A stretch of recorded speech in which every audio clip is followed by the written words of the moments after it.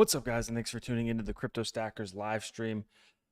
It has been an ugly drop in the crypto space. We're seeing a little bit of relief today. Hopefully that relief is going to signal a nice bounce for us. And hopefully this is going to be a positive buying opportunity. Let's walk through kind of the overall market circumstance here. Let me do this. I'm going to go in here. I'm going to create a new layout. All right. We're going to look at one chart at a time here. I've got the multi-view on right now because I'm trying to look at multiple altcoin entries and track multiple trades at once. But we are going to simplify things and just look at one chart at a time. Okay. Before we dive in to just one chart at a time, I do want to take a look at this guy, this multi-chart view. And the reason this stream is titled "The Charts Say Buy" is because the charts essentially are saying to buy. Now, as far as this being the bottom or not is very unclear. It's very unclear. But as of right now, it looks like we are looking at somewhat of a reversal possibility, reversal to the upside. So in the top left here, what we've got is a trend line on the S&P 500, right? Let me make sure I've got my tool ready, right? This is the S&P 500. We're on trend line support. Whether or not that holds is going to be is still unclear. But we do have mild divergence, right? This is kind of flat. What we'd like to see is for this to have held a little bit higher. For this to have gone, potentially a little bit lower for us to get really clean divergence, but it is still bullish divergence. Down here on the bottom left, we do have bullish divergence on Bitcoin on the 4-hour chart. Okay. So over here, we've got RSI climbing. Buyers are coming in. And if you could zoom in and see this a little bit closer, we are getting a bounce here in RSI. Could this turn around and drop? Yeah, absolutely. But RSI is very oversold, and we're starting to see a positive trend in RSI recovering. We have not been able to break and hold the 50 on the RSI indicator, but we are on this down trend support level. Could this do could we get another round of bullish divergence and this, breaks down to test this low? Yeah, absolutely. Just because we're getting our second round of bullish divergence doesn't mean we can't get a third round, right? So this could go lower. However, buyers are coming in at these lower levels. Ethereum, same thing happening. I draw this trend line over here upwards, right? We again are seeing some bullish divergence, on our trend line. Buyers are starting to come in, trying to push this up above 1550. 1550 is a big support and resistance level, as is 1522, right? Up here, the cause of all of our issues, really the cause of the majority of our issues in the market and the risk assets today is DXY, which is really stemming from really high energy prices in Europe. There's, the Japanese yen, which is basically Japan is not hiking interest rates. They're kind of still in a quantitative easing state where they're printing still.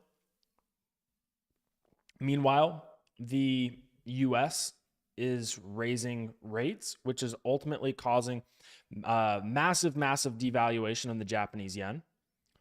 The euro is devaluing. Because the U.S. is raising rates and Europe has massive issues with their energy right now, due to really poor management from an energy dependence standpoint. Basically, Russia's turned off their energy, and they were so dependent on Russia that it's hiking energy prices to extreme levels, and they're basically in a situation where they've got to print the difference. They've basically got to print euros to pay for people's energy. Otherwise, people are gonna be rioting in the streets because energy prices are up like 400% from where they were on average like several months ago. Don't quote me on that stat. Could be wrong in the time frame, but they're up significantly, like ranging between 400 and 700% higher. Meanwhile, we also have massive flooding in Pakistan, which is a really bad natural disaster. And while Pakistan is not one of the, it's not the size of Europe or anything like that, that's another situation in which, Pakistan, whose currency wasn't, doing phenomenally well to begin with, is potentially going to have to print to help the people that are suffering from these massive flooding. I think I saw something that like 1/3 of Pakistan right now is covered in water. Don't quote me on that either. However, and that's all been contributing to these other foreign currencies performing poorly against the dollar. And that's what this chart shows us. This is the DXY. This is the dollar index. This has become very, very overbought from a technical perspective. Now, there's a reason people are fleeing into the dollar. Other currencies are becoming devalued. However, this is causing a lot of strain on a lot of markets, right? And the U.S. potentially has to come to a decision. Do you continue to hike rates and continue to fight inflation in the U.S.? Or do you slow down a little bit because the rest of the world needs you to? The other countries potentially need you to, and that's going to cause a lot of stress on many markets, including the bond market, including equities, including energy markets. However, we are seeing a little bit of relief today as of the last couple of candles in DXY, hitting this resistance, coming down. Now, look, we have this uptrend, this bearish ascending wedge. This is a bearish pattern. Now, could we continue to go to higher levels and maintain this pattern? Sure. We could see, another look. September 13th is a big date for two reasons. It's the Ethereum Merge, but it's also the CPI print, next CPI print. Could we see something like this, paying until September 13th and then maybe drop out of this pattern? Sure. We could absolutely see this continue to go higher. We could break out to the upside and have catastrophe in many markets. That's a possibility. But right now, what we are seeing develop is bearish divergence for the dollar. Bearish divergence, right? We made a high over here, right? Had a lot of buyers coming in, right? Fewer buyers coming in here, right? That is a sign of trend exhaustion. That's a sign of trend exhaustion. And we are, again, forming a bearish ascending wedge, another sign of trend exhaustion. Okay, so the charts, keep in mind, I am not telling you to buy. I'm not telling you to buy. You do whatever, you make your own financial decisions. The charts are saying that this is an asymmetric risk to reward ratio, or an asymmetric asymmetric risk to reward opportunity. Macro is looking really bad. It's driving all of these charts into the ground past where they would normally be valued. A lot of that has to do with the Russia and Europe situation. Bitcoin doesn't want to be down here. Ethereum doesn't want to be down here. DXY doesn't want to be up here. S&P 500 doesn't want to be down here. This is all just being pressed by macro, looking really, really horrible right now. But the charts are still telling us, look, under normal circumstances, these are really good buying opportunities. The question is something going to break? Stuff is already starting to break, but is something really going to break really, really bad? Is it going to get worse, or are we going to see, is this as bad as it's going to get? Now, in times like this, fear's always at a high. Fear is high right now.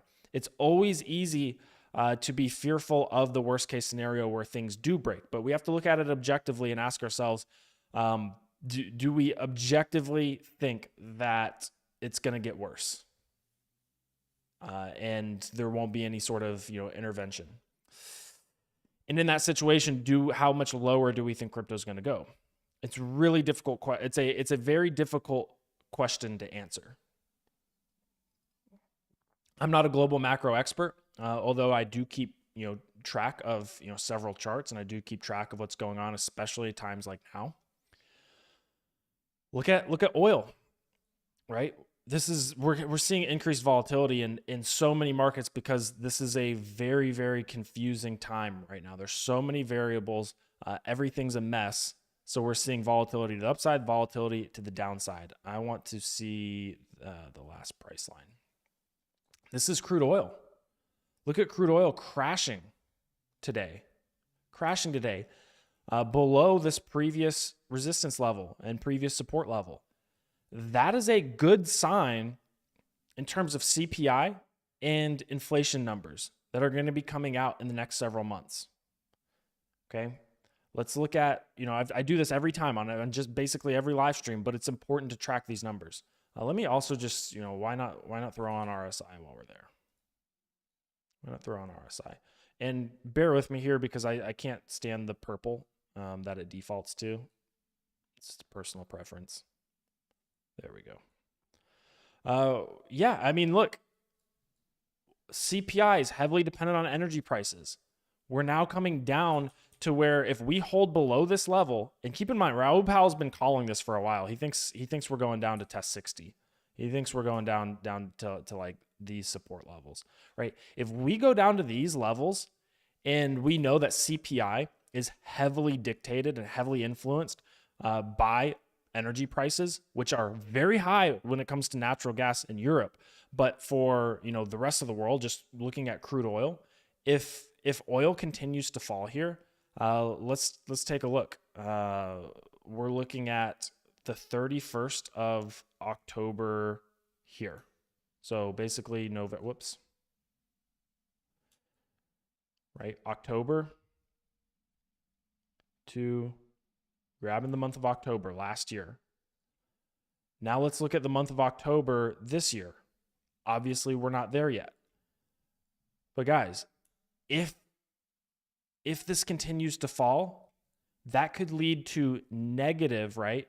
That's October, right? If this continues to fall, we're looking at flat or potentially negative CPI, year-over-year price increases. That's the narrative lately has been inflation is driving markets down, driving inflation. The rate hikes that are intended to battle inflation, driving the markets down, and this would be a signal that inflation has peaked and is moving downwards. It's there's a lot of confusion going on in the market, but this would be a leading bullish indicator. Another data point to tell us that, hey, things may turn around in Q4. Things may turn, they don't look good right now, but they may turn around in Q4, starting in, October, right? Even September CPI, oil prices are continuing to come down. August CPI, which prints on September 13th in about 6 days, that saw a 9% decrease month over month in oil prices. The charts and a lot of variables are saying buy. It's just that there's certain countries right now that are in a really tough pickle because they've mismanaged their energy policies, and that's putting a lot of stress on a lot of markets. Okay, let's go to Bitcoin. Actually, well, let's we'll go from the top to bottom here. We'll take a brief look at SPX. Again, looks like we could be getting some support here. Printing a positive day to day. We're up 0.87%. We're not getting a big bounce here, right? Not as big of a bounce as we would like to see, but it is nice to see that there's some support developing. There is some support developing, and buyers are coming in with some amount of strength. It doesn't look amazing. Again, I reiterate this time and time again. This is a bullish pattern. Now, it is a broadening descending wedge, which is a bullish, basically a pattern that usually breaks out like this. That would be a reverse head and shoulders, right? If we can hold support on this trend line in this region, we may not. We may get some really rough rest of September, or a really rough, following 6 days into September 13th, where we could easily, I'm not going to say easily, we could see this downside target occur, right? This downside target, or even just a retest of that low before we see any type of relief. Historically, midterm election years, Q4 of a midterm election year is among the highest, best performing years quarters of any presidential election cycle.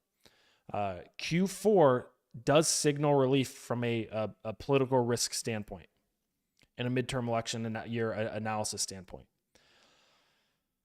We are kind of testing this support zone right here, this demand zone. The question is this going to hold? We don't know, but the charts are saying there's reasonable, there's a reasonable buy here. There's very reasonable buy, especially in crypto. I've been talking about for quite some time on live streams that the most likely scenario, let me throw on my long margin pressure level, short. I've got to put them on one at a time here. Short, long, there we go. Our long and our short margin pressure levels. Let's throw off the longs and we'll throw on the shorts. Been saying for some time that the most likely situation that I think is going to be occurring for Bitcoin, and I could be wrong, we could go lower, but off of this last local high, a retest of this demand zone, and what is essentially a double bottom. That's the situation that I think is most likely, right? And I think the risk to reward to going long here is pretty decent. We talked about this divergence. If I go down to the 4 hour, it becomes a little bit more apparent. We talked about that divergence. We also have, what you could probably, draw as, well, not probably, you can definitely draw this as a bullish descending wedge. This is a bullish pattern. This is a buy pattern, right? The charts over and over and over again are telling us to buy. The charts and technical analysis can be wrong in extreme situations. And we are in an extreme situation with Europe and the energy crisis over there. I'm personally, to let you guys know, full disclosure, what I'm doing, I am buying here. I'm deploying capital here. Smart money. Measured by, Nansen smart money, but also just from the network that I've built in crypto, people that I know that I know are profitable investors, they're deploying capital here. It's not guaranteed to be the bottom by any means, but it's probably pretty darn close, right? It's probably pretty darn close. If it's not the bottom, we have support at 16 to 16.2, and again at 12.6. I don't think we're going down to 12.6.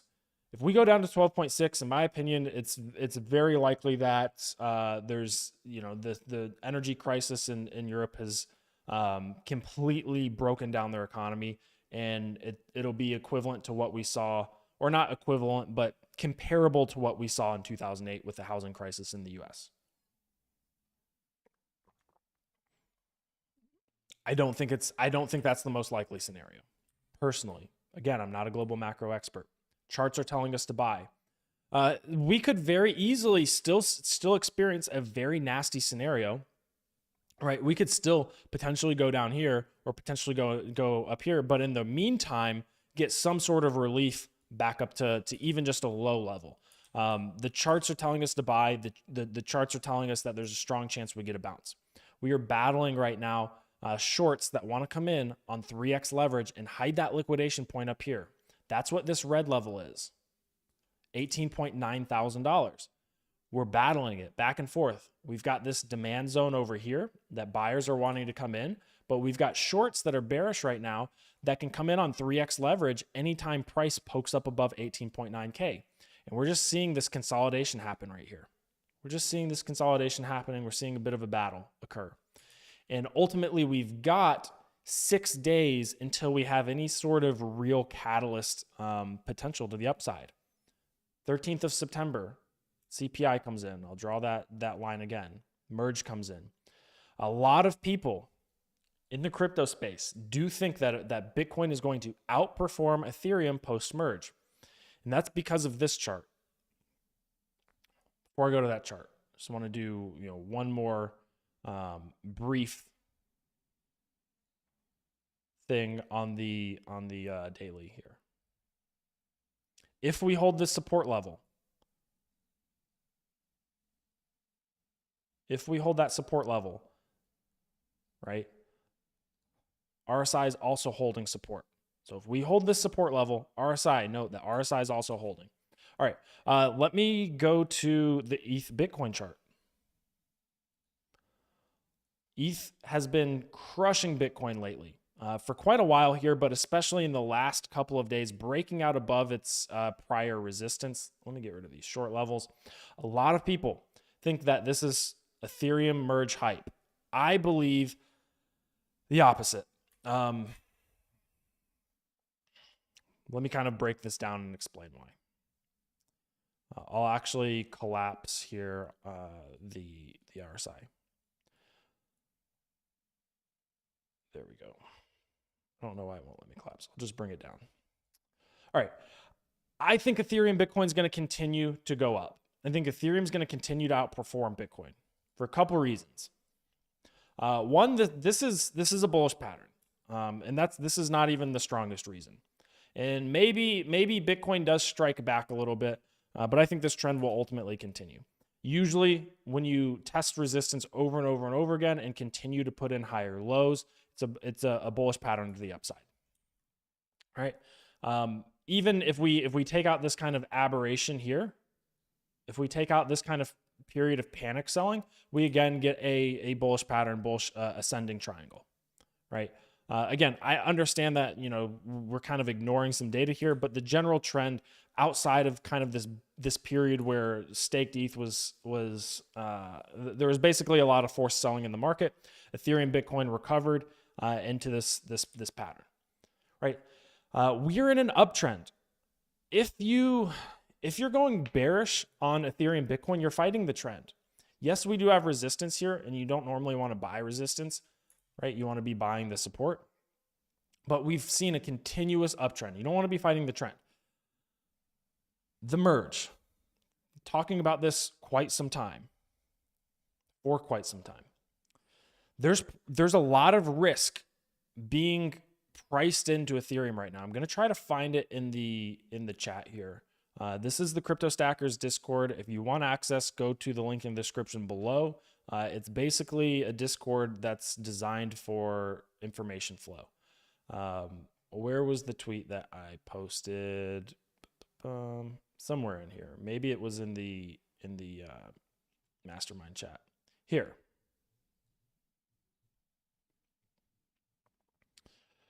All right. Shorts, funding is going negative. People are hedging, like we talked about on live stream a while ago. I don't know exactly whether it was earlier this week or last week. We've talked about it in the mastermind group to some degree. Basically, funds are going very heavy in their spot Ethereum positions, but they're hedging with puts as well as leveraged short positions. What does that mean? Or why are they doing this? Rather, that's a better question to answer. There's a ton of risk with the Ethereum merge, right? Meaning that if it goes south, Ethereum's going to crash, and the whole market's going to crash very hard, but probably Ethereum in particular. And that's if there's some sort of bug or exploit that occurs during the process of switching from proof of work to proof of stake. That risk is being priced in right now in the form of a lot of hedging, a lot of shorts coming in to hedge their spot positions. Now, why do they want to be long spot ETH? Because there's an ETH proof of work, ETH POW fork happening that will basically be a free 3 to maybe 10% in value on your Ethereum. If you have your Ethereum on mainnet, right, when that fork happens, you're going to receive ETH POW tokens, which may be valued as high as 3%, 3 to 10% of an Ethereum token. That's speculation, but that's, when we look at historically what forks are worth, forked tokens are worth, it's usually 3 to 10%. Probably be closer to like 3 to 5% for this, if I had to guess. So this is basically a free 3 to 5% on the Ethereum that you hold. So it makes sense for people to take that free 3 to 5% by just holding a ton of Ethereum. But if something goes wrong, they're wanting to short Ethereum and be really, really hedged so that if Ethereum crashes due to some sort of exploit during the merge or a bug, then they can make up all of those losses with their trades, with their short leverage short trades, right? So there's a lot of risk being priced in. What happens post merge when these shorts decide to cover because the risk is gone? When there's a successful merge, if the merge is successful, these shorts are going to be covering. They're going to be squeezed. They're going to be getting out because all of a sudden it doesn't make sense to there's a massive risk relieved from the market. I expect Ethereum, Bitcoin over the next several weeks and potentially months to probably move upwards. Not only that, but this merge, should it be successful, makes Ethereum so much more attractive as an investment in comparison to Bitcoin and to regulators, right? Bitcoin being proof of work, whether you think that the energy consumption is an issue or not, to regulators, it becomes very easy to look at Ethereum versus Bitcoin and say, well, one consumes a bunch of energy and the other one doesn't. Let's be more friendly with our regulation towards Ethereum versus Bitcoin. To energy conscious investors, Ethereum all of a sudden becomes much more attractive than Bitcoin, right? And I'm not trashing Bitcoin here. I'm just saying that after this merge, Ethereum establishes several competitive advantages that make it a more attractive investment than Bitcoin. Should that merge, and we have the relief of the risk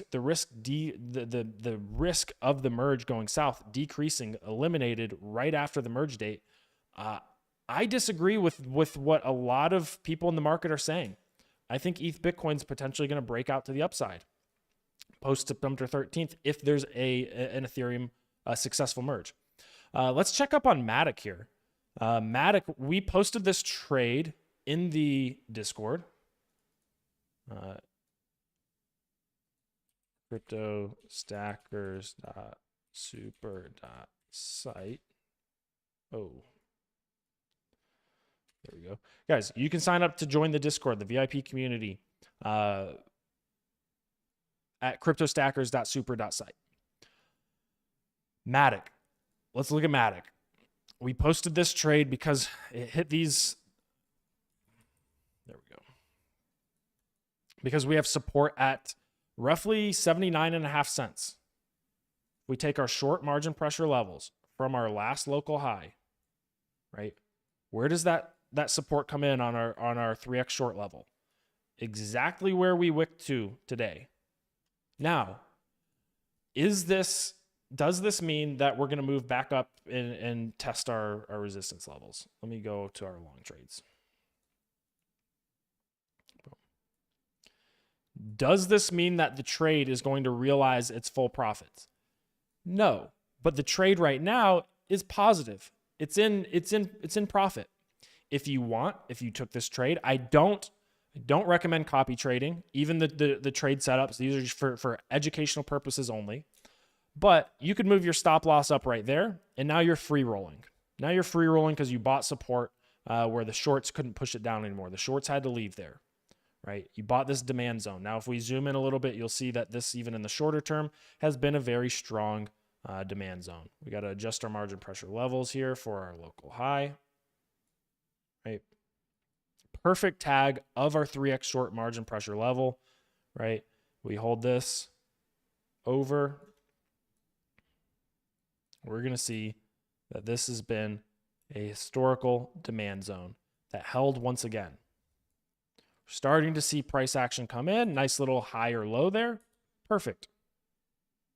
Perfect. Right? Doesn't mean that we're going to realize the take profit zone. Hopefully we do. Hopefully we do. Hopefully we move back up here. This is nice little, uptrend getting established here. But now we're free rolling this trade. Now, could we keep the stop loss wide just in case the market gets volatile here so we don't get stopped out? Sure. Matic could come back down here and test this, support level multiple times. You could still, technically take this trade if you missed it. If we come back down to test this again, you could easily take that trade. But right now, this trade has been very going according to plan. Chain Gains Crypto, thank you for the super chat. What are your expectations for Nano in 2023 to 2024? 10% chance of success, give or take. 90% chance of just, regular, pumping price action in a bear market or in a bull market, and pretty poor performance in a bear market. If they're successful and what they build sees any adoption, and what I mean by what they build, what they're building with True Stable or Trustable.finance over here, if you want to go check it out. I don't know if they have anything. Yeah, they don't have any information there. They're basically building a foreign exchange, like an FX and commodities network on top of Nano. If it gets any adoption whatsoever, or significant adoption, the upside for Nano is very, very high. The chance of success, in my opinion, with all the competitors in the market is probably, I'm pulling a number out here, but probably pretty low, 10%. But the EV is still positive, in my opinion. I've done this before on live stream, but basically, this is Nano. Where do we go here? Nano. Let me go to the daily. Get rid of that. Right? This is all just noise. Nano, I do not trade. It's like 10% of my portfolio. And it's a high risk, high reward bet. I think there's roughly a give or take 10% chance of success. However, if they are successful, what that does to the price of Nano is it puts it up here based on comparable competitors in the market, right? And that's not even addressing the total addressable market that they're going after. If you take into account the total addressable market that they're going after, you're talking about just ridiculous levels. You're talking about 1000x plus, and way higher. So if they're successful, maybe it's less than a 10% chance, but if they're successful, you're talking about 10% success rate times $1,000 price point of Nano. If they're successful, that means there's an EV of roughly $100, right? And right now you can pick it up at 85 cents. So yeah, that's why I hold on to Nano. Now, would I put my entire portfolio in this? No, because I don't know that the success rate is very likely, right? This is, you put a lower percentage of your portfolio in stuff that has a lower chance of being successful. However, if they're successful, it's going to reprice up to here. Very, very likely that it reprices. Now, what does failure look like? Let's say they have a 90% chance of failure. Well, failure probably looks like this. Next bull market, speculation comes in. We come up here and test these levels again, right? Failure still looks like a 3x plus from where we're at right now, just based off of bull market speculation coming back in the next year or two, and us being able to sell at a higher level. So that's what failure looks like. So I don't mind sacrificing, or not sacrificing, but allocating 10% of my portfolio to something that I think the EV of is like 100x of where it's at right now. So that's, my Nano update. Price in the short term really doesn't even matter to me. I do want to check on GNS. Let's see how GNS is doing. It's kind of a random token to check on. $1.57. All right, it's down 15%. Not ideal. Let's see what's pumping today. Helium Network bouncing back significantly. Helium Network bouncing back. Terra Luna Classic a little bit choppy today, up 8%. What's down the most? Ethereum Classic has just been getting crushed. DeFi Chain, Celsius Network, Frax share down quite a bit. I posted this trade as well. If we go to Frax share, USDT. Remember, this is a fairly decent risk to reward trade in terms of implied odds, right? Look at where we traded here. Frax share just had a big catalyst in terms of its emissions were reduced by 40%. Let's throw on the indicators RSI. Zoltan, I will get to your super chat in just a second. I do appreciate it. I'm just going to cover Frax share real quick. RSI, let's get here. Get rid of that guy. All right. So yeah, we're in a nice little uptrend that's being established. They're on our short levels from our last local high. Whoops. Believe it's this guy. Maybe it's this guy. Be patient with me. Yep. So there we go.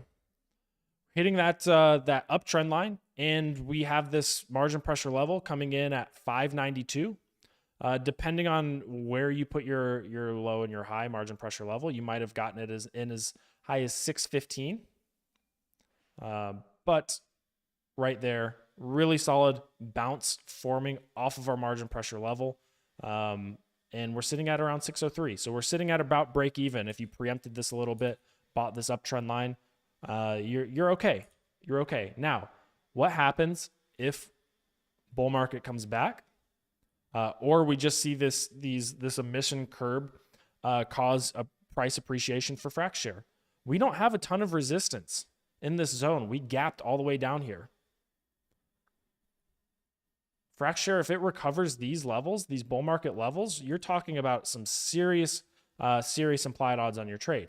So I don't hate this level for a longer term accumulation either. Easy bands.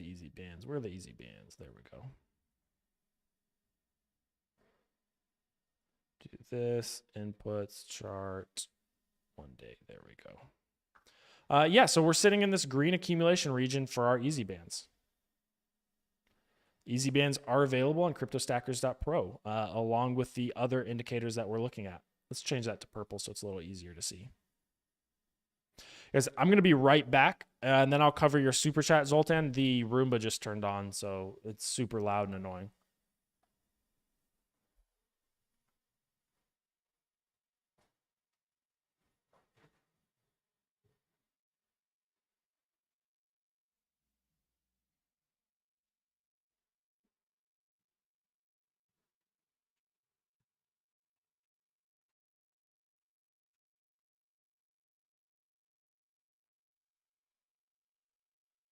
All right, I'm back.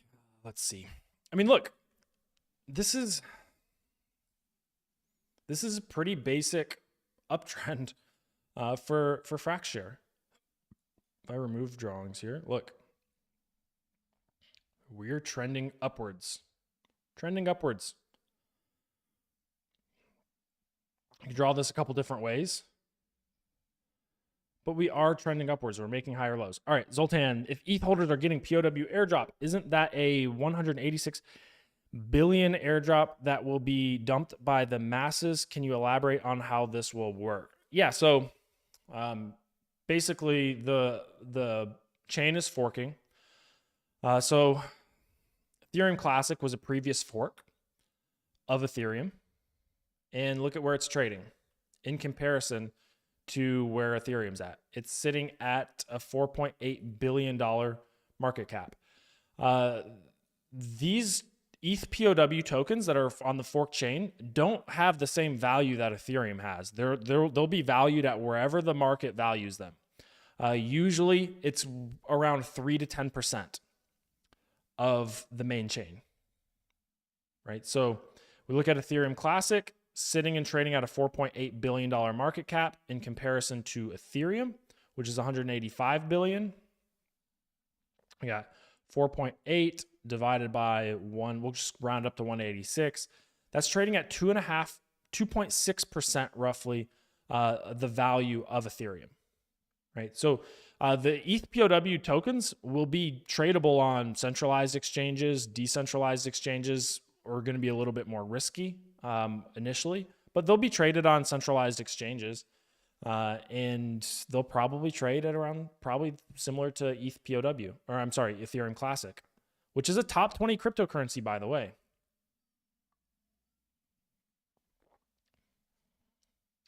Hopefully that makes sense. I mean, you're basically, if you have all the Ethereum that you have, basically every asset that you own on Ethereum Ethereum main chain, meaning you've got that ETH sitting in a MetaMask wallet or a Ledger device, not on exchanges, it's going to be duplicated. Your NFTs will be duplicated. Your Uniswap tokens, your all your ERC20 tokens are going to be duplicated onto ETH POW. The only thing that will probably have any value over there initially will be the ETH POW tokens. The Uniswap tokens, the ERC20 tokens, the DAI, the stable coins. None of these projects have declared that they're going to be supporting. In fact, most of them have declared that they're not going to be supporting the ETH POW chain. So if they're not going to be, if DAI is not going to be backed by anything on ETH POW, why would anybody assign value to it? So everything's probably going to just go to zero, other than ETH POW, which may go to around 2 to 3% of the value of the main chain. Now, 6 months from now, a year from now, there may be some speculation happening on ETH POW.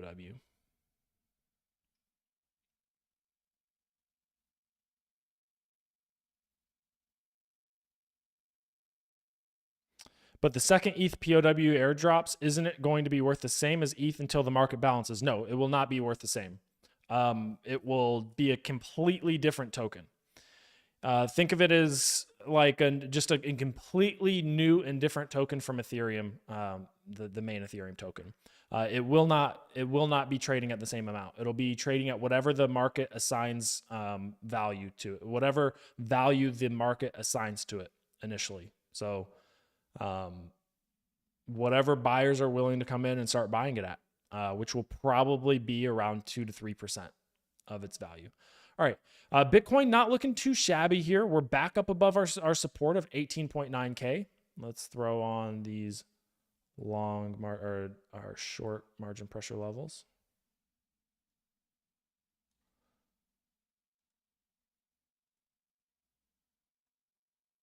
Right there. Our 18.9K level. We're battling back above it right now. Let me go to settings. Boom, last price line. Right? Let's see if the shorts come back in. The charts, like I said, the charts have said to buy. Buyers are starting to come in. Can the shorts press this back down below? I'm long biased here because of what we're seeing in RSI, how oversold we are. And yeah, just on many things. The DXY starting to print another 4-hour candle, looks down. S&P 500 up a little bit today. Ethereum battling that 1550 level. If we look at our altcoins here, we've got Solana just holding steady here, just kind of chopping. Matic bouncing up above that 79-cent entry point that we had, sitting positive. AVAX looks like we could be getting some support coming in here. We'll see. Near protocol. Let's see here. Yeah, I mean, we had bearish divergence here. Bearish divergence, pretty much. I mean, not perfect, but how much lower the price was here than it was up here versus the RSI. That's pretty bearish. But we're starting to trend upwards again. Pay attention to what happens at this downtrend level. Pay attention to where we break out. Do we break out upwards or downwards? All right, let me know what you guys want to see some technical analysis on. We could potentially find some trades. A lot of them have probably hit their support levels, but that doesn't mean we can't see them again. Let's look at, wow, HNT absolutely screaming back upwards. Big recovery there. Let's see its resistance levels. Running in to resistance at the green easy band. That's a good short level. It's a good level to go short. The green easy band in confluence with the 2x short level. Those shorts are coming back in to pound down HNT again. Look at our long levels. If I can find my long level tool, where did I leave it? May have to turn off the longs. Pop them back on. There we go. Off of our bottom here. All right, so what I would expect to happen here with HNT, unless it just keeps screaming, is probably some consolidation where buyers start to come in here. This was kind of our deviation downwards over correction. We're starting to bounce upwards. I would expect consolidation between the 4x and the 3x long levels, right? Resistance here at a green easy band level, resistance here. So this would be kind of a bearish zone. This would be a bullish zone. Yeah, HNT is super volatile right now. I mean, it's bouncing back. I don't have any specific trades that I would be comfortable making here. Check that guy. Yeah. Resistance incoming for sure. For sure, resistance incoming. As far as a long-term accumulation, you know, we had a really good opportunity if you really wanted to take a bet on HNT. It's still in an okay place. It's below the green easy bands. But yeah. Let's see. I'd like to see like some bullish divergence on RSI before, you know, jumping in on this pump. Phantom and Polkadot, sure. I think I've got Phantom down here somewhere.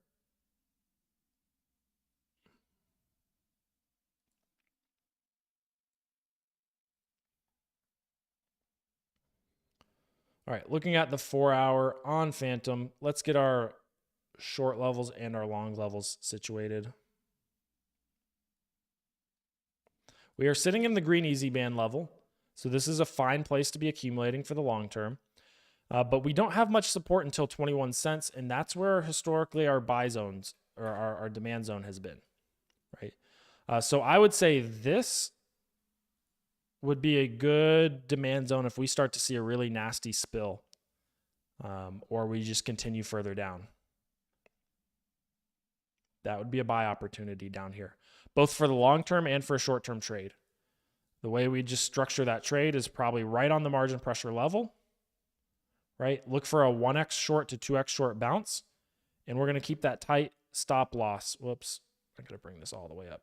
We're going to keep that stop loss below our last wick down. Right there. That's an attractive phantom trade. That's over 3 to 1 risk to reward. Right? Looking for that bounce. Let's throw on our long levels. There we go. And we see this kind of resistance zone happening, right? So this would be the levels at which we would want to pile into a short position, which is already kind of the opportunities past, but it may come up and test this level again. Probably keep that there. And the bad thing about having a logarithmic chart. All right. And we'd be targeting this demand zone here. You'd want to tighten this up to right about there. And that's solid risk to reward on a short that's printing right now. Right? That trade would have been super profitable to take. The next trade would be, you know, timing this bounce and being one of the buyers that comes in at these low levels. This is where this red line here, that's where the shorts can't short it on leverage anymore and hide that liquidation point above here. So the shorts end up leaving. Yeah, we can check out DOT, Zcash, and VeChain.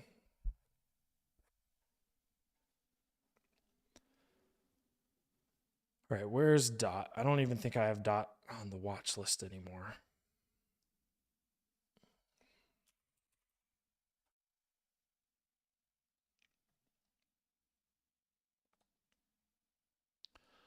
Let's move to the daily.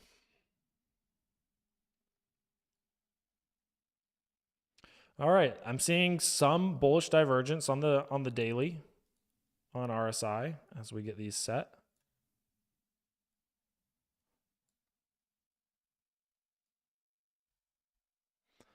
or so it would seem. Somewhat bullish divergence, nothing too crazy. We had some bullish divergence over here that's already played out, right? This right there, this right there. And we saw it really one more time. Like we saw it happen there again. And that ended up being the bottom. Let's see. Kind of messy support and resistance levels here. Nothing super attractive until we come down to test that level, which would be kind of on top of our green dashed easy band level.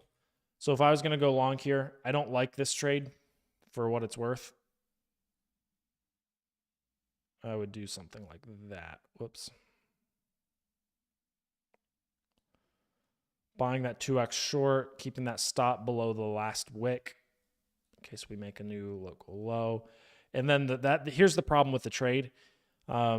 Is you have this big fat 3x short margin pressure level in the way of your target level. So if we get cut off here, we're getting 1.72 to 1 risk to reward instead of 3 to 1 if we didn't have that level coming in right now. That's why I don't like this trade. Also, DOT has high inflation, high emissions, which hurts token price, makes me bear biased or short biased. Just harder to fight into those emissions. So that's DOT. Let's see, Zcash. Sure, we'll do Zcash, and then the other one was VeChain.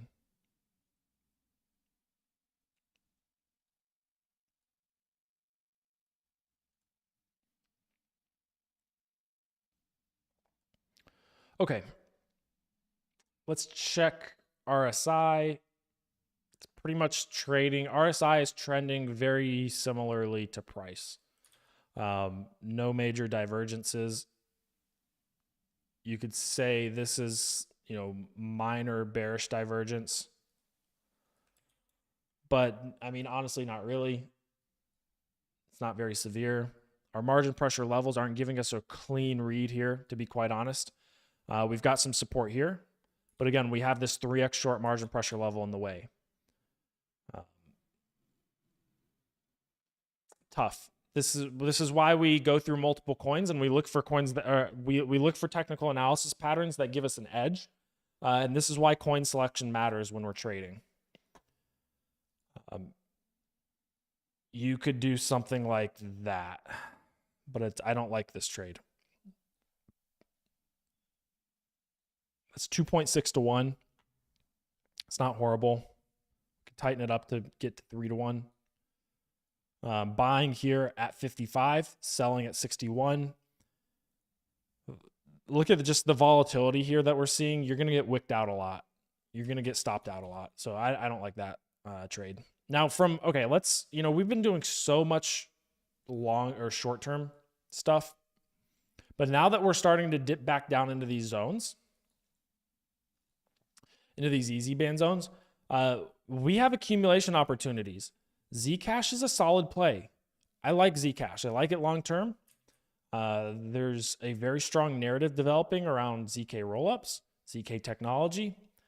Historically, Zcash has been a really, really solid buy in the green easy band zone, right? So we're potentially dipping back down into this zone anywhere under $56. Become $42 to $56. If we see this market continue to crash, spill off, and deteriorate, Zcash could be a good pickup. If you've got capital to deploy down here and you're bullish on Zcash long term, and you're willing to hold this, right, until we start to see, price come back up, maybe it does, something like that. I don't know how long it's going to take. But if you're bullish enough on Zcash to look for an accumulation down here between 42 and 55, I say go for it. Not financial advice. Zcash has been a really, really solid performer anytime it's dipped down to these green easy bands. Very, very prone to bouncing up to these levels. Kind of a bit of a downtrend there, but we're towards the bottom of this channel, right? We start hitting the bottom of this channel. Good opportunity for a longer term position. Mid-term or long-term. Short-term, I don't love the short-term tradability of Zcash right now.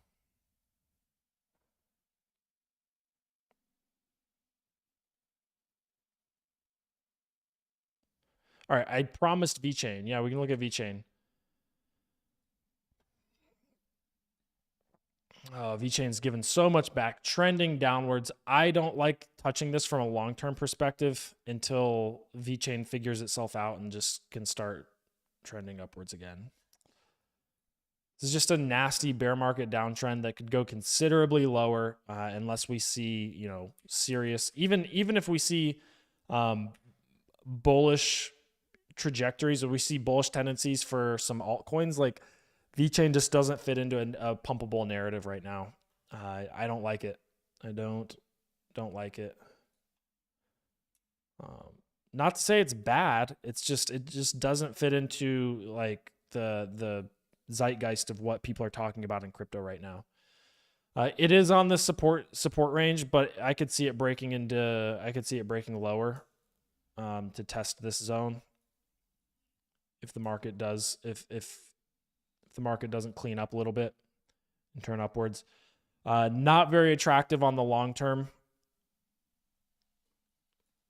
You could, from a shorter term perspective, look to be a buyer in this demand zone. Right. Let me get this rectangle. You could look to be a buyer there. That's not too big of an issue. Check the RSI. Potentially some bullish divergence. So from a shorter term trade perspective, we could be long biased here.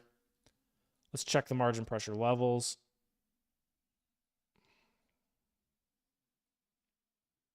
Okay, that's a pretty nice little margin pressure level right there. Perfect tag. If it comes back down to here to test again, I don't hate that at all. Even where it's at right now, if you wanted to take the risk,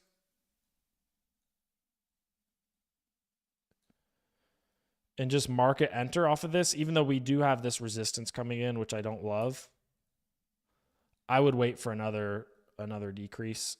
I think there's other stuff that we could probably find that's probably a little bit better. You're getting like 2 to 1. You're getting like 2 to 1. Market's too volatile for that right now. But if you took this trade, this was a solid trade. You know, obviously hindsight's 2020, but oops, not that. Right. Get rid of that. We would have actually gotten even better risk to reward here. Really, really solid risk to reward. Perfect tag of that level. Let's look at our long levels to see where we could potentially have some resistance. Yeah, we're good on resistance. So from a short-term trade perspective, this looks good. This looks good. This is a more attractive setup than what we were kind of talking about on some other cryptocurrencies.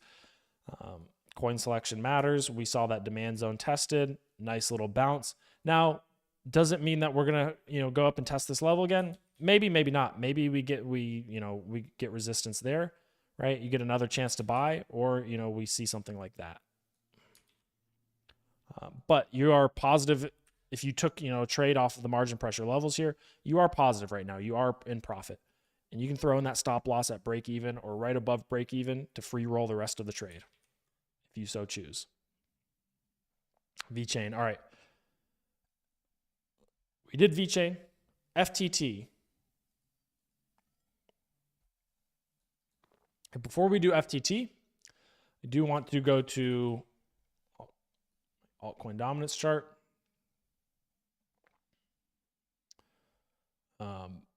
Altcoin dominance continuing to climb despite Bitcoin.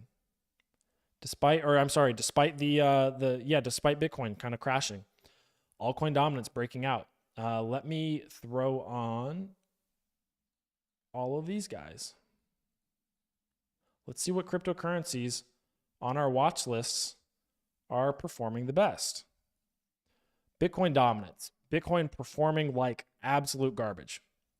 From a market share perspective, breaking into new lows, right? This is just the inverse of our altcoin dominance chart.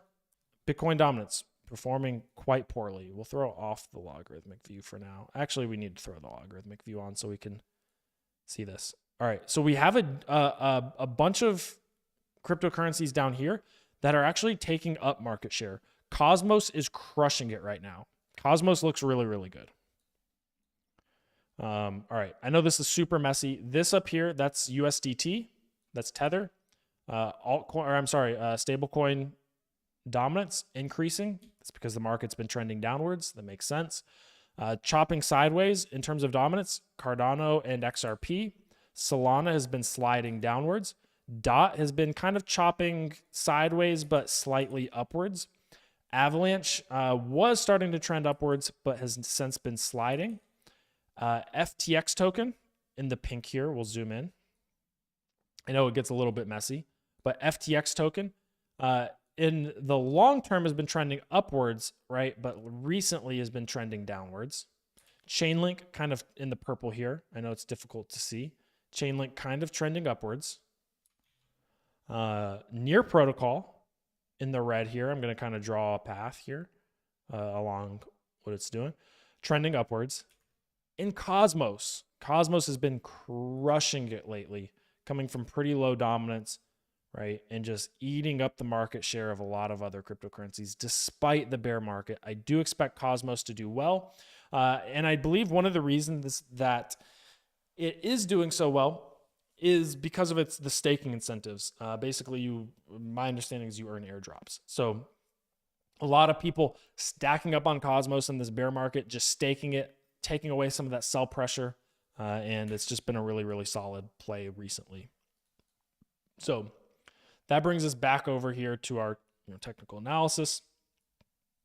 FTX token sitting here between the 21-week simple moving average and our green easy band level. So from a long-term accumulation, don't really love it. We had an opportunity down here around $21 to accumulate. That would have been fine.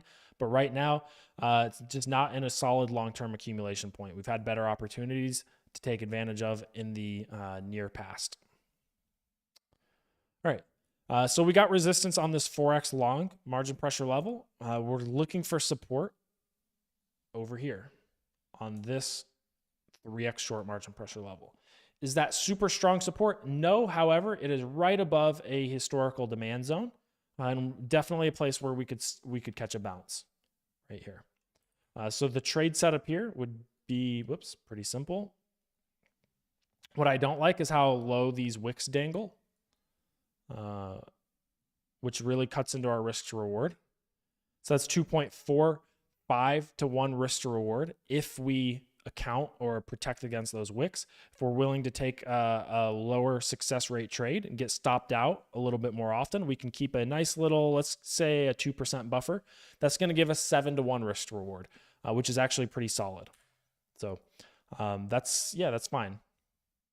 It's a fine trade. We don't have strong confluence between any of these margin pressure levels until we get down to this zone. This would be a very nice long trade. If the market continues to break downwards, right there, that would be that 2x short to 3x short bounce. We could probably tighten that up a little bit to 3 to 1. That's pretty solid.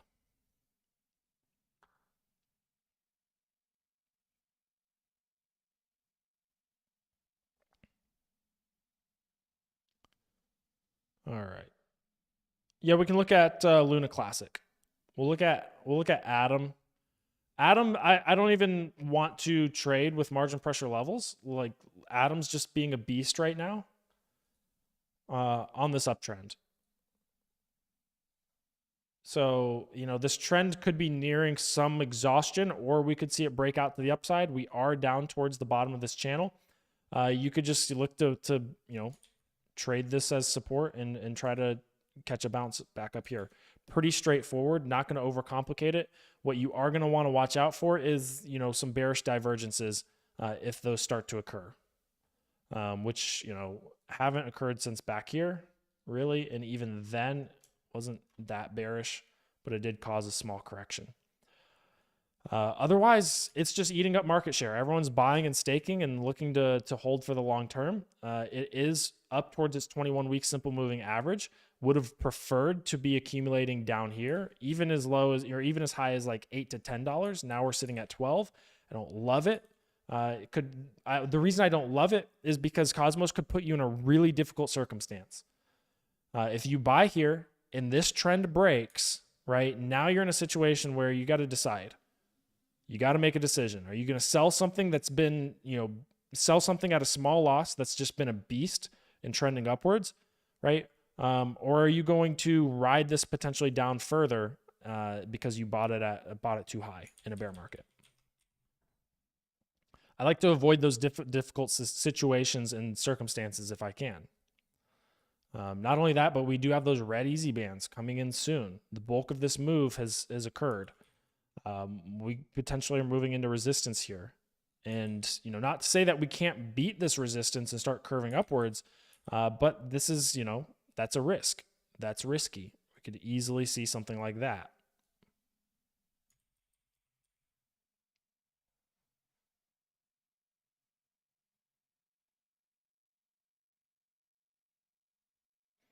Yeah, I mean, this could be a bear flag. But this is a pretty tight trend. I mean, also bear flags usually aren't quite as steep as this. Bear flag would be a little, it's not what I'd call a traditional bear flag. It could be. I mean, you could also make the argument that it's a cup and handle. You could make the argument that you could find a reverse head and shoulders in here, which is a bullish pattern right there. So yeah, a couple patterns in here. I wouldn't really be trading the pattern here. I'd just be trading the trend. And again, we're too overextended here for me to be really interested in Cosmos at these levels.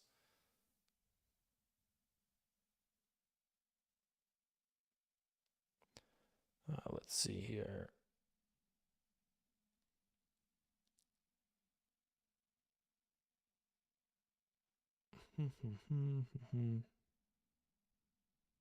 Catching up with the chat, guys. Curve. We want to see curve. Yeah, I mean, I don't particularly like trading curve because there's very fast shifting tokenomics and changes happening with curve as new protocols get listed. And things change on curve very quickly. You really have to be paying attention. Potential reverse head and shoulders, right? Potential for some sort of a bump and run. But yeah, pay attention to this downtrend line. Could get some resistance there. We are trending downwards in the longer term, midterm here. We had an uptrend. It broke. We could establish more support and establish an uptrend level here. I don't love curve from a short-term trading perspective. You got to stay on top of it with what's happening on their protocol. It can trade very heavily based on news rather than TA. Yeah, I mean, we're seeing some accumulation happening right there, some chopping. We break down, that would be the target. We break up, that would probably be the target. Let's go off the long levels. Maybe right there. Nah, right there. Yeah, that becomes a pretty attractive trade. We've got some confluence, long position, quite a bit of resistance where we're sitting right now.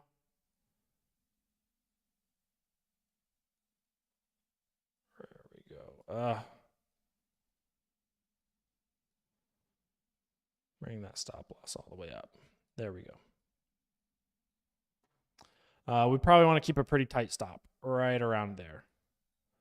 And that's going to give you solid risk to reward on a confluent margin pressure level between our 3x long and our 1x short. That's a good solid support level. So I'd want to buy at around 79 cents, get out around $1.06. Don't love curve as a trade though.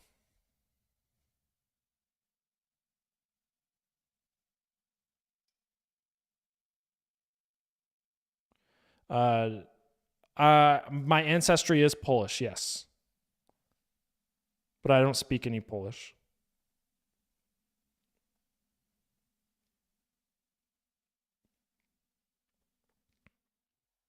Theta, sure, we can take a brief glance at Theta. Whoops, that's not Theta. I don't like Theta USD. It's just in such a nasty downtrend. And it's a very extended downtrend that could be coming to a close, could be experiencing some exhaustion. So I don't want to necessarily jump into a short on it, but I don't want to long against the trend here in something that just does not have a strong narrative right now. Yeah, plenty of resistance to the top side. I mean, you could be a buyer here.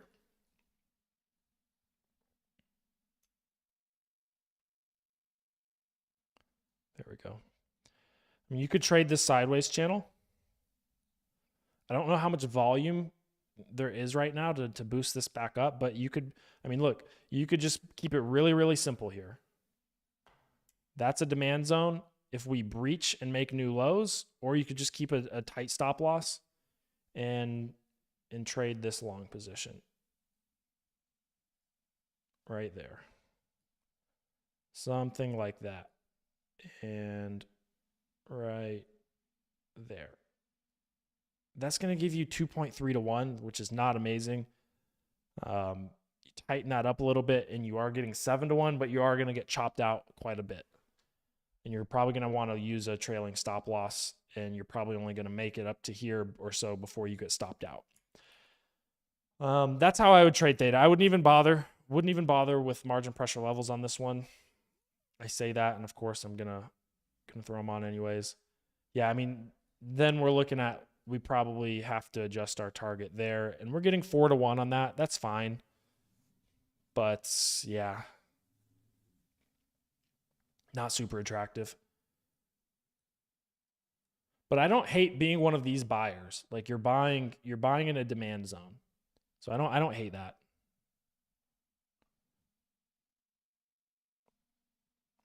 KDA, we looked at KDA yesterday.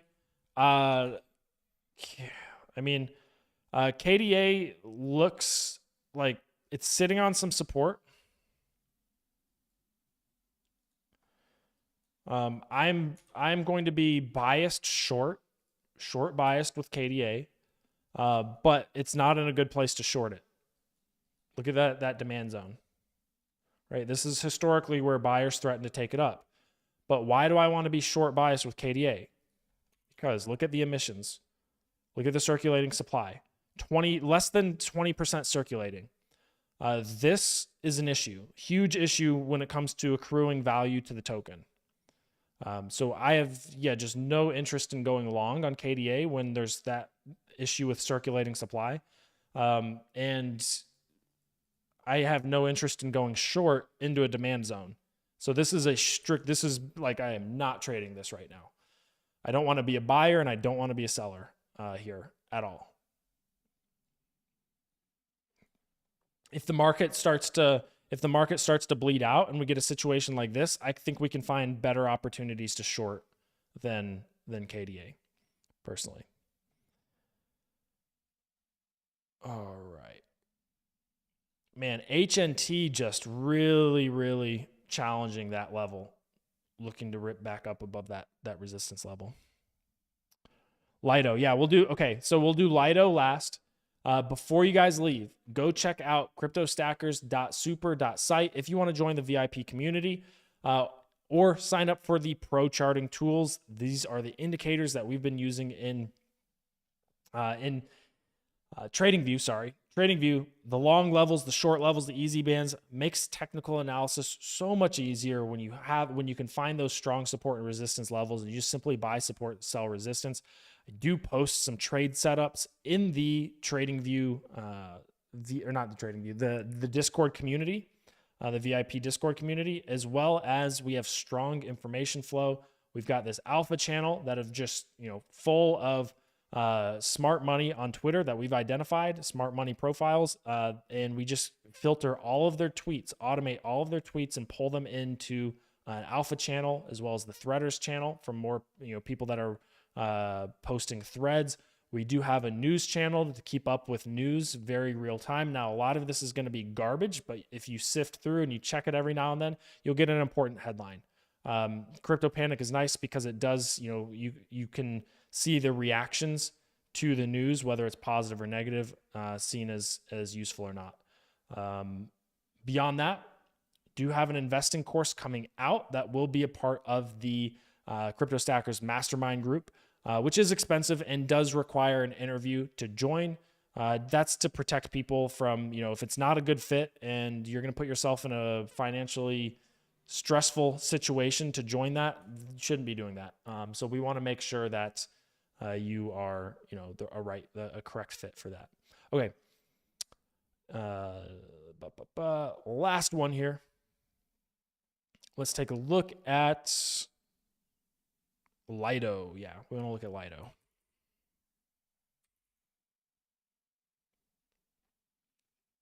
Might as well look at Bybit. No. Gemini, Binance, why not? All right, Lido. Let's check for divergences. Nothing too crazy. We had divergence there at the top. That was a top signal. Everything else is trading normally, so RSI is not going to be a factor here.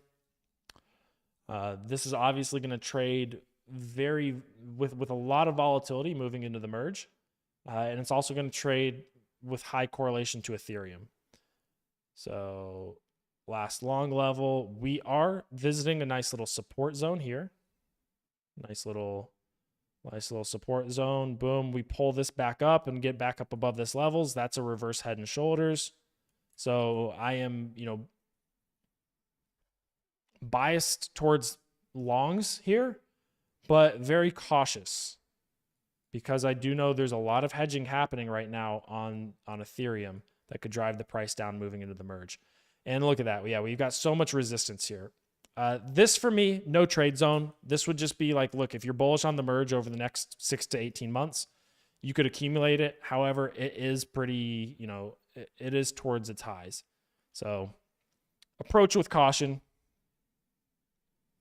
Approach with caution. I'm not even going to bother really trading this until, look, this was a perfect tag of our 1x short. Perfect tag.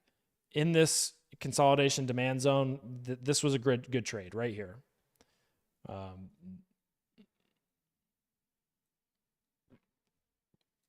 This was the trade to make. It's close to a 3-to-1. And that trade's already happened. The next trade, I'd be fine with people making that same trade again. If we get something like this, making that same trade again is fine. Because we could very easily just channel. We could very easily channel until the merge on, we got September 13th, so it's coming up quick. Yeah, tough one. Approach with caution, but from a long perspective, I wouldn't want to get in until like $1.55 until this zone, which has already occurred, but maybe we come back. Otherwise, look, we do have a reverse head and shoulders printing, which is bullish, but that's moving into a resistance zone. You could go long here and just YOLO it. Say it's Lido, bullish on the Ethereum merge. That's not how I like to approach things, but you could do that, and it wouldn't be the worst thing in the world. Thoughts on the NearCon event outcome on September 11th through 14th? Appreciate the super chat. It's just going to add more volatility for Near Protocol in an already volatile time period, right? I don't think any bad news is going to come from NearCon. There's potential for good news to come from it. We'll see. We'll see if any bullish announcements occur. I like Near Protocol from a fundamental perspective. I think September 13th is probably a bullish catalyst for a lot of stuff. Now, that being said, it's we're going to see a lot of volatility, and that volatility could be to the downside. So September 13th is a really, really important date, and NearCon falls in that zone. So yeah, I would, approach with caution. I'm always going to be long biased on your protocol though, because I just think it's really, really solid technology, and it's not overvalued in my opinion. All right, guys, with that, thanks so much for tuning into the Crypto Stackers live stream. Go check out the link in the description below, cryptostackers.super.site, if you want to sign up for the VIP community, the charting tools, or the mastermind. If you don't follow me on Twitter, follow me on Twitter. It's at 0xstacker. And we've also got tons of smart money tweets piling into the alpha channel in the Crypto Stackers VIP community Discord. So definitely go sign up if you're interested in that. It's only $9 a month. You can cancel at any time. So yeah, with that, let's get some outro music for you guys. Let's take one last peek at altcoin dominance here. Seems to be continuing to run up to 62%. Very, very interesting. All right, guys, have a great day. Peace.